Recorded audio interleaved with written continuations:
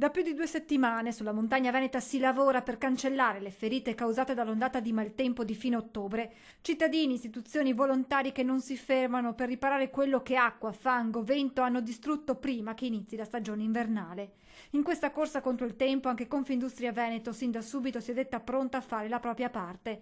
Il presidente Zoppas ha ribadito l'impegno dell'associazione che sta attendendo una graduatoria delle gravità per poter intervenire laddove ci sia necessità, ma la prima priorità è già stata individuata. Oggi ciò che è più importante di tutto, Federlegno è sul pezzo, abbiamo chiesto e ci hanno chiesto di essere al tavolo dell'urgenza sia come Federlegno che come Confindustria per poter aiutare lo smaltimento di tutto il legname che c'è, che non è solo una questione fisica o di rischio idrogeologico che si può causare, ma che si può creare, ma anche una questione sanitaria, perché ci sono alcuni batteri, virus, quello che si possono sviluppare da qui a 6 mesi. È già stato attivato, spiega il numero 1 degli industriali veneti, il PGE, piano nazionale già attuato in occasione del terremoto in Abruzzo, con le aziende che si mettono a disposizione offrendo i propri servizi, e in tal senso va l'appello di Zoppas. Un appello a tutti gli imprenditori a contribuire in modo fattivo a tutte le richieste che verranno fatte. Un secondo appello Zoppas lo fa agli imprenditori perché continuino a donare attraverso i canali istituiti dalla Regione Veneto.